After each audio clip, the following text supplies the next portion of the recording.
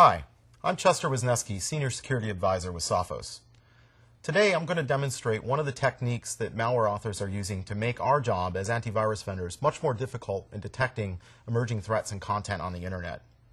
Many malware authors have decided that the traditional signature way that many of us think the way antivirus and anti-malware solutions work is a little too easy to detect malware if we can just look at a file and say, it's the same as this other file that we've seen before. One of these techniques is to use kind of dynamic obfuscation. We call it server-side polymorphism, which means every time that your computer goes out to the internet and connects to one of these malicious websites or servers where malware is being hosted, the file that comes down from the internet is completely different every time, and none of the patterns match what they have previously. And I'm going to show you quickly how that works.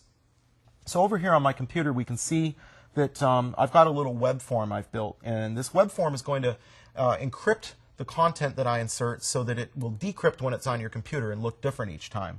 So I'm creating an alert window here in JavaScript, and I'm going to type in a message here, "Hi, how are you today?" And this is a message that's going to pop up on your computer. And many attacks actually use JavaScript to exploit things within your web browser, etc. So this is something that's commonly used. Click the button here to encrypt that. And when we do that, you see that that one line of code we see at the top of the screen has turned into about 25 or 30 lines of gibberish.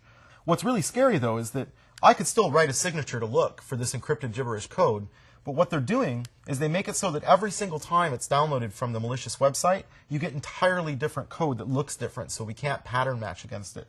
So when I click refresh here, we can see that each time I refresh the screen, I get entirely different code.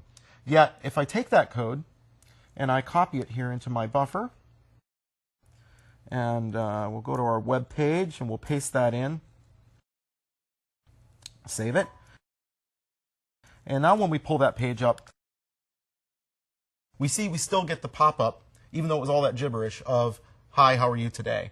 So this makes it very challenging because your antivirus product needs to decrypt these messages to look for the original content to decide if it's actually bad content or good content. If you'd like more information about techniques like this, please look at the related resources on this page, or you can sign up to attend a live Anatomy of Attack event in a community near you.